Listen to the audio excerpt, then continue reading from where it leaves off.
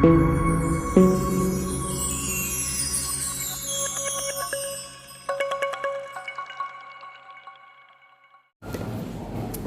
puisqu'on est donc 17 Tammuz, comme j'ai dit tout à l'heure, le but d'un jeûne, en général, normalement, le but d'un jeûne, c'est la teshuva. Pourquoi ? Messieurs, Parce que lorsque l'on jeûne, donc on ne mange pas et, entre guillemets, on brûle des graisses. Parce que tu ne manges pas, donc tu brûles. Le chet en général, aujourd'hui et avant, il est toujours en rapport avec le corps. Donc c'est le corps, c'est la ta'ava. D'ailleurs, chas v'shalom, chez l'oneda. Mais très souvent, quelqu'un qui tombe malade ou quelqu'un qui est gravement malade, à ce moment-là, il dit le Rav Dessler, il a plus, malheureusement, de chances de faire teshuva. Lama, parce qu'il n'y a plus le corps qui est prépondérant, qui est là, qui est au devant, puisqu'il est pratiquement mort, le corps, il est abîmé, il est fatigué. Et donc ça laisse plus de place à l'âme. Et très très très souvent, il dit Rav Dessler que, et d'ailleurs à Kadosh Baruch Hu, c'est pour ça d'abord des fois qu'il amène la maladie chez les gens, chez l'Oneda, qu'on ne le demande pas, mais Vadaï que ça rapproche la teshuva. Parce qu'en vérité, qu'est-ce qui fait qu'on faute ? On faute très souvent avec notre corps. D'accord ? Et c'est quoi le corps ? C'est l'appel des ta'avot, des plaisirs, des envies, des pulsions, des passions, c'est le corps. Et donc, le jour d'un jeûne, on va amoindrir l'appel du corps, le désir du corps, l'envie du corps, puisqu'on jeûne, donc le corps il n'est pas fort, le corps il est fatigué. Donc on va laisser cette journée-là plus de place à l'âme. À l'âme, pourquoi ? Pour faire teshuva, pour se reconnecter à l'essentiel. Alors, puisqu'on est donc un jour de jeûne, et en plus, c'est pas un jeûne anodin, puisque c'est le 17 Tammuz, et que Be'ezrat Hashem, on n'a pas besoin de faire Tisha B'Av, puisqu'on aura déjà le Mashiach. Ah ouais, j'espère. Voilà, Be'ezrat Hashem. Aval, on va essayer de parler, de ramener un yesod du Messiat Yesharim, une vraie leçon du Messiat Yesharim, dans Chelkei HaChassidut. Et on va essayer de parler de quelque chose qui est pour moi le plus important, c'est la première mitzvah que le Rambam compte. C'est que la première mitzvah de la Torah, c'est Le'ov et Hashem. Aimer Dieu. Et ça peut aider un petit peu pour faire tchouva. Lorsque tu aimes quelqu'un, tu veux lui faire plaisir. Et si tu veux lui faire plaisir, c'est-à-dire que tu ne veux pas le décevoir. Et donc je vais essayer de faire le mieux possible pour lui faire plaisir. Et donc, c'est peut-être ça qui nous manque aussi, la Ahavat Hashem. Alors au niveau de la Ahavat Hashem, l'amour de Dieu, il va nous dire quelque chose de magnifique, parce que chacun de nous, il peut se dire, bon, j'aime Hashem. J'aime Hashem. Bon, je ne connais pas un juif qui n'aime pas Hashem. J'aime Hashem. Des niveaux différents, d'accord, mais on aime tous Hashem. Maintenant, au niveau personnel, au niveau individuel, au niveau intime, parce que cette relation avec Dieu, cette Ahavat Hashem, cet amour de Dieu, c'est une relation intime qu'on se doit tous de créer. Mais elle nous appartient. Et elle appartient à personne d'autre. Personne n'a le droit de venir s'immiscer dans cet amour que j'ai avec Dieu. Personne. Personne. Elle est vraiment personnelle. Elle est unique. On avait parlé de ça, vous vous rappelez, avec les drapeaux. Les drapeaux, il a fait que lorsque Dieu il a donné les drapeaux au Ham Israël, d'accord, regardez le cours, il est sur YouTube. En tout cas, cet amour-là, il est vraiment personnel.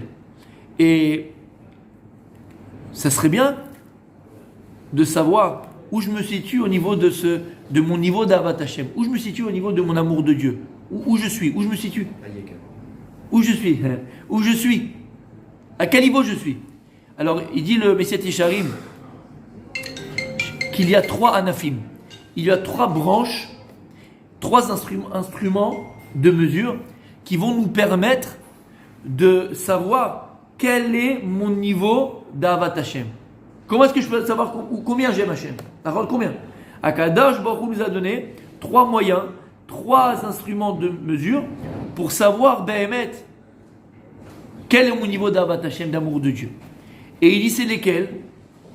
Asimcha, la joie, Advekut, le lien, l'attachement, Ve'akina.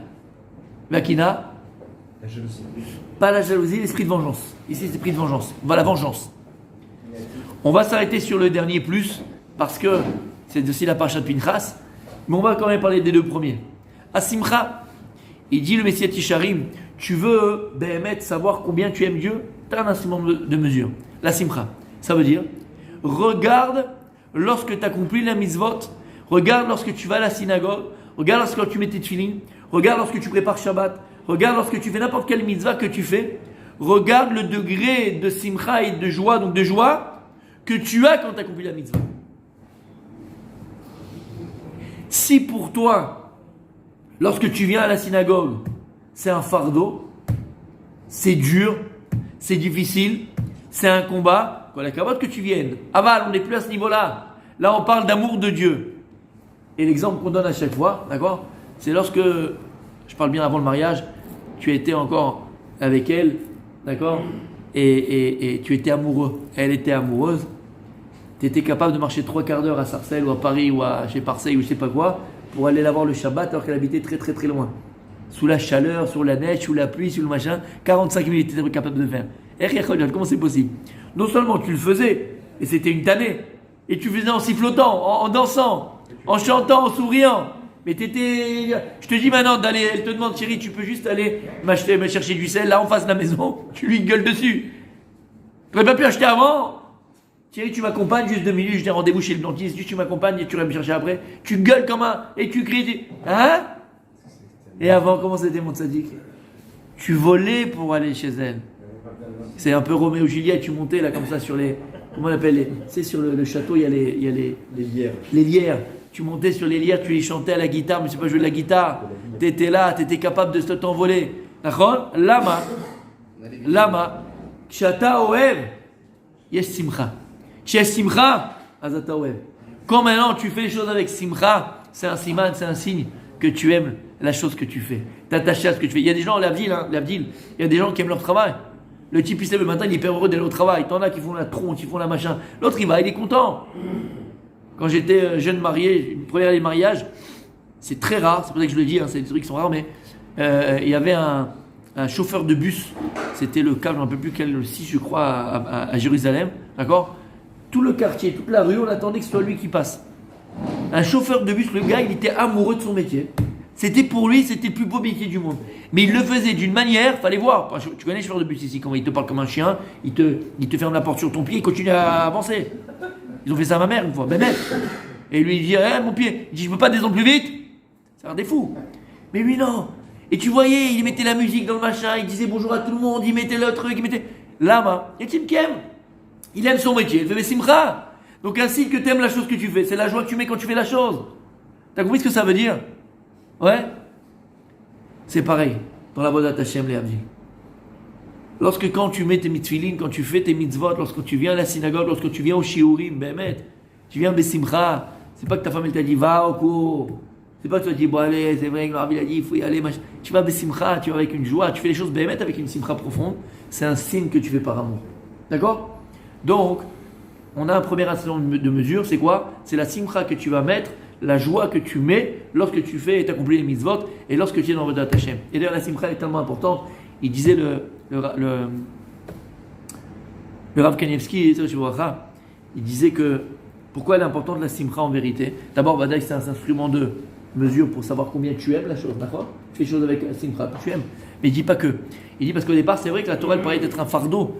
Au départ, quand tu montres à quelqu'un toutes les lois, oui, non, oui, tac, oui, va, lève-toi. On te dit les plus petits détails de ton existence, oui, comment tu fais. Quand tu vas aux toilettes, on te dit comment, avec quelle main tu vas t'essuyer. On l'a vu dans la Gemara de Brachot, qui est là.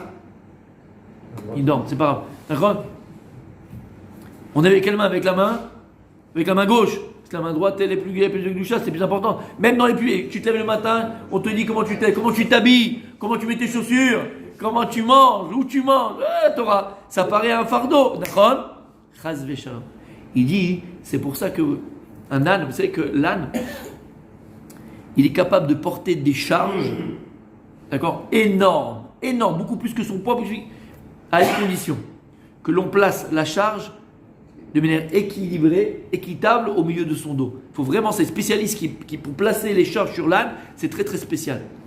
D'accord, il faut que c'est équilibré. Et il dit en vérité l'équilibre d'une personne. Et quand tu mets, il dit quand tu mets la charge mais équilibrée sur le dos de l'âne, tu peux mettre un immeuble, il ne sentira rien. Rien! Comment c'est possible? Il dit c'est pareil. La Torah, ça paraît un fardeau, mais lorsque tu vas l'équilibrer égal sur ton dos, lorsque tu vas l'équilibrer, Rabbi Yirmiyahu, c'est les Jérémiades, on est en plein dedans là. D'accord? Quand tu vas l'équilibrer sur ton dos, Rabbi Jérémie, ouais, alors la Torah, elle est faite, tu vas voler, Bichlal. Il dit, c'est quoi hein? Ce qui va permettre d'équilibrer la charge sur le dos, il dit le Rav Kanevski, il dit c'est la simcha. La joie, elle permet de rendre la Torah beaucoup plus calme. Calme, pas dans le sens péjoratif du terme. Calme, légère dans le sens, tu vas au-devant des choses. Bien fait. Donc ça, c'est la simcha, premier instrument de mesure pour savoir mon degré d'Avat Hashem. Plus tu as de la joie lorsque tu accomplis les mitzvot, plus ça veut dire que tu as un niveau d'Avat Hashem très grand. Dvekout, c'est quoi Dvekout, messieurs? Attachement. C'est-à-dire, tu dois t'arrêter à un moment donné et réfléchir sur ta personne. Et réfléchir, te dire combien de fois dans la journée je pense à Dieu. Combien de fois, je pense à Kadosh Baruch Hu. Combien de fois dans la journée, à part quand je répète par cœur, quand je suis à la synagogue, je fais Mincha, Arvit et Shacharit. Ça c'est par cœur et tu sais même pas ce que tu dis. Tu sais même pas ce que tu as fait. Tu sais même plus si tu as prié. Comme on l'a dit plus d'une fois, moi ça m'est déjà arrivé. Ok, des fois je vais quelque part, je remets le truc, et en fait j'ai déjà fait Arvit, je refais 2 fois Arvit. C'est jamais arrivé de refaire ça? Ça m'est déjà arrivé moi de faire 2 fois Arvit. Non, pas toi? Moi ça m'est déjà arrivé. Déjà une fois c'était pas mal. Ouais. Non, j'ai oublié que j'ai fait Arvit. Alors je vais à un mariage, je refais Arvit dans le mariage. Je fais maintenant, mais j'ai fait Arvit moi déjà. Bref, tu vois ton Arvit, qu'est-ce qu'il coûtait, ce qu'il est valait, d'accord? Dvekout, c'est combien dans la journée tu penses à Hachem? Combien dans la journée tu es lié à Kadosh Baruch Hu? Et en vérité, la Dvekout Bachem, c'est à chaque moment de la journée. Lorsque tu vas faire tes courses à Osher Ad, à Kfar Saba maintenant, d'accord? Non mais c'est Kfar Saba maintenant. Ouais. Magnifique. Quand tu vas faire tes courses à Osher Ad, le nouveau de Kfar Saba, d'accord? Et tu vas et tu arrives directement, tu as une place. C'est à toi de savoir est-ce que tu es lié à Dieu ou pas à Hachem. Tu es capable de dire merci à Kadosh Baruch Hu, lui tourner pendant 2 heures et tu as la racette qui monte, tu as les nerfs qui montent, tu as envie de partir. Tu comprends ce que je veux te dire? Chaque petite chose qui t'arrive, lorsque maintenant tu es au boulot, tu as fait un contrat, tu as un nouveau client, tu as réussi un programme, sur le coup, tu as lié ce que tu vis à Kadosh Baruch Hu. C'est ça là d'écoute. Lorsque maintenant ton enfant il vient, il a amené une bonne note de l'école, ou il a pris une Mishnah par cœur, ou ta fille elle a machin, ou des choses positives. À ce moment-là, tu remercies Hachem d'avoir des enfants pareils. Merci à Kadosh Baruch Hu pour les enfants que tu m'as donnés. Après, à un moment intime avec ta femme, d'accord, où tu étais bien, vous avez discuté, vous avez échangé, c'était fabuleux. Tu as remercié à Kadosh Baruch Hu pour cette relation que Dieu t'a donnée avec ta femme, ce moment privilégié que tu as eu avec ta femme. Mais c'est à chaque instant que tu le remercies à Kadosh Baruch Hu. C'est à chaque instant que tu vas parler à Dieu. Pas que quand tu as les galères, ou quand tu viens à la synagogue, quand tu sais même pas ce que tu dis. Ça, c'est quoi cette écoute? Plus tu es lié à Dieu dans les plus petits détails de ton existence, plus ton niveau d'Avat Hashem il est grand. Et le dernier, mes amis, c'est la Kina. Kina, c'est quoi? Axel? Alors, ça doit être, mais Kina aussi, c'est vengeance. Par contre, quelqu'un qui se venge. C'est Pinchas. Pourquoi est-ce que la Kina, c'est aussi un instrument de mesure pour savoir ton niveau d'Avat Hashem? Ben, tout simplement. Pour savoir, c'est comme dans une famille. Imagine, on est plusieurs frères et sœurs. Et tu as des frères et des sœurs, tu as un frère ou tu as une sœur qui manque de respect à papa ou à maman. Ils ne se comportent pas comme il faut. Et le père et la mère, ils ont plus de cheveux sur la tête tellement qu'il les a tués. Et tellement qu'il se comporte mal, tellement qu'il ne fait pas ce qu'il faut faire. D'accord? Et les parents, ils sont attristés. Et toi, tu vois tes parents attristés. Toi, tu vois tes parents qui sont... Si maintenant, toi, tu es indifférent à la tristesse de tes parents. Si toi, tu es indifférent à la pas que la tristesse, pour un enfant partir en cacahuète, ou pour un enfant manquer de respect, ou à la souffrance. Cherchez le mot parce que c'est vraiment la souffrance. À la souffrance de tes parents. Tu es indifférent à tout ça. Ça veut dire que toi-même, ton niveau d'attachement à tes parents, niveau d'amour de tes parents, il n'est pas très grand. Si tu es vraiment, vraiment lié à tes parents, si vraiment tu as un amour profond de tes parents, mais qu'est-ce que tu cherches? Le bonheur de tes parents, le bien de tes parents. Que tes parents soient toujours heureux, soient contents de tous les enfants. Et donc, normalement, ça va te déranger qu'un enfant ne se comporte pas bien. Il dit, c'est pareil, le Messiat Yesharim. Si toi, maintenant, tu fais ta Torah, et ça, c'est très français, Mechila, on a été comme ça éduqués. C'est qu'en France, c'est la séparation de l'Église et de l'État, région de l'État, pays laïque. D'accord? Ça veut dire quoi? Ça veut dire que chacun fait ce qu'il veut. D'accord? C'est la liberté. Tu fais ce que tu veux, je fais ce que je veux. D'accord? Et on peut rentrer ça dans la Torah. Chadvé Shalom, mon ami. Si toi, maintenant, tu es capable de voir tes frères juifs en train de transgresser la Torah. Quand tu vois quelqu'un qui ne fait pas Shabbat, malheureusement, c'est habitué à ça. Ça nous fait quelque chose. Mais tu vois un juif qui rentre dans sa voiture Shabbat, il prend la voiture, il va à la place. Honnêtement, sérieusement, ça te fait quelque chose? Ouais. Moi, ça me fait. Ouais, là, ça me faisait. Toi, ça te fait des boules, toi. Non, purée, toi, pas moi, hein. Non, c'est vrai Ah, que je rigole, je rigole. Mais je peux le dire parce que j'ai peur de le froisser encore plus, donc bon.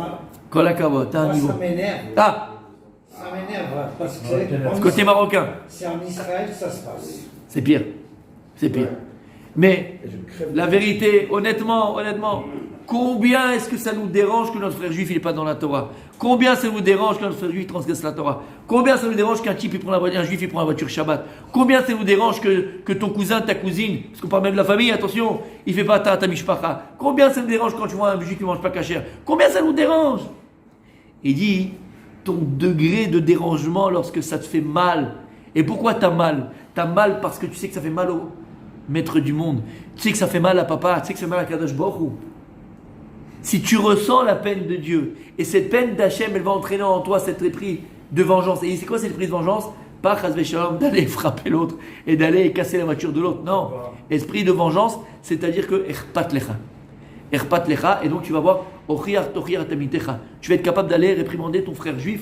Mais c'est quoi réprimander ton frère juif? C'est d'aller lui parler, d'aller lui faire comprendre. On a tous un cousin, une cousine, un petit cousin, une petite cousine, un grand-père, un grand-mère, un oncle, une tante, qui n'est pas dans la Torah. Lama, pourquoi tu parles pas? Pourquoi tu lui parles pas? Pourquoi tu le ramènes pas? Pourquoi tu n'essayes pas de le ramener à la Torah?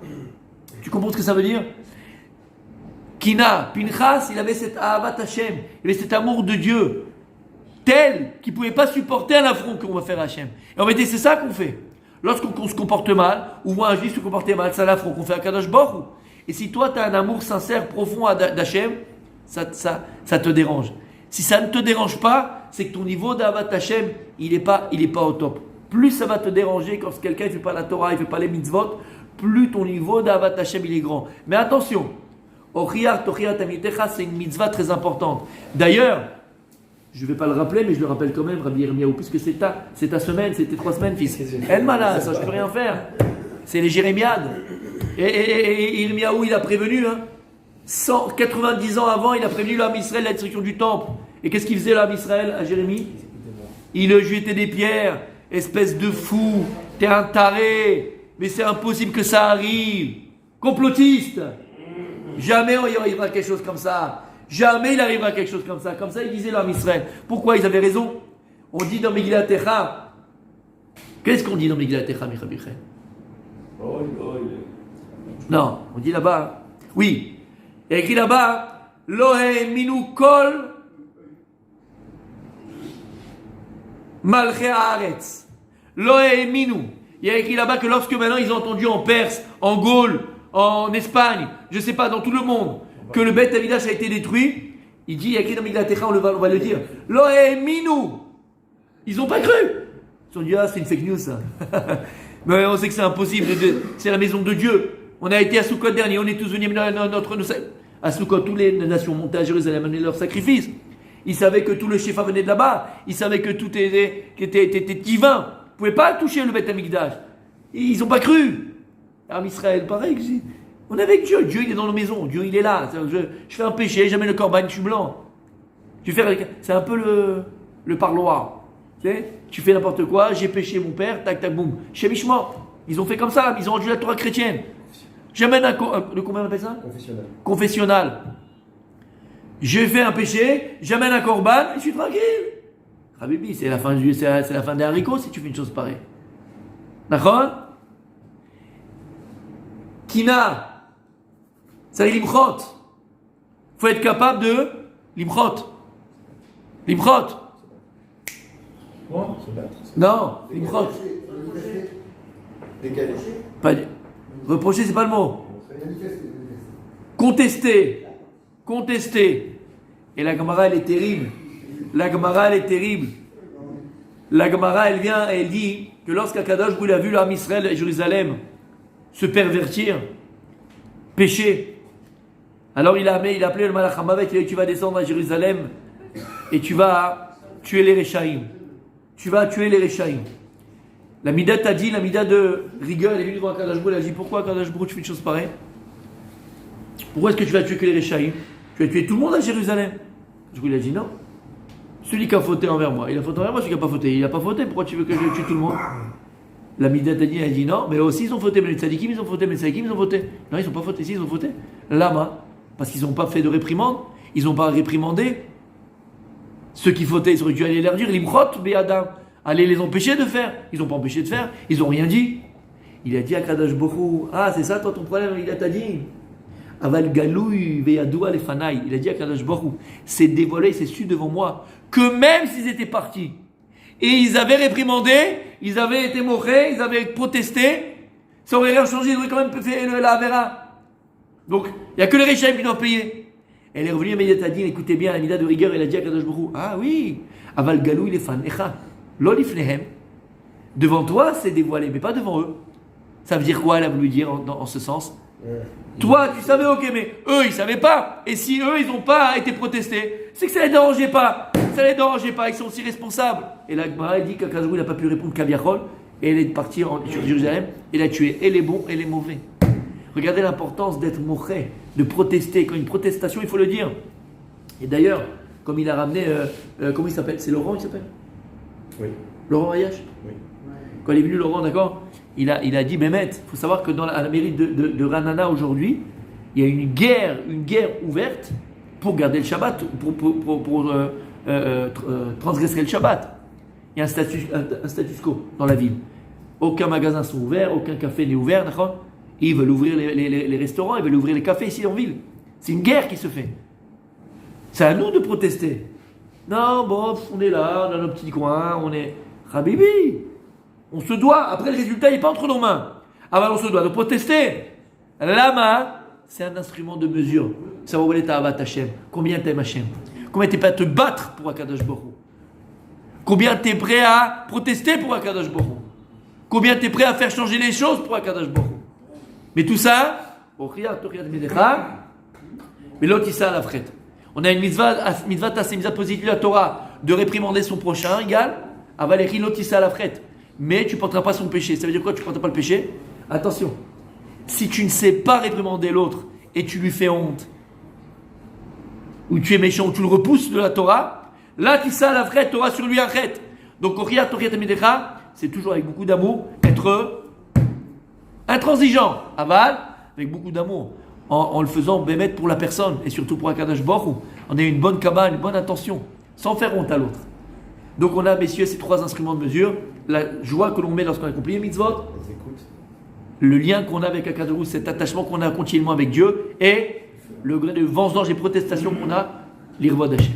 Chez Niske, Bezrat Hashem, que ces 3 semaines se transforment en 3 semaines, 21 jours de Simcha, de Moadim, comme on a dit hier, et que Bezrat Hashem, on arrive à Tisha B'Av, le jour le plus grand qui est appelé Moed, et que ce soit le plus grand Moed du Ham Israël, avec Mashiach, avec Beth Amikdash. Vous pensez à nous quand vous serez à Beth Amikdash, hein? Gardez-nous une place devant, hein? Parce qu'il y a des chouchous, faites passer des chouchous. Sommes calmes.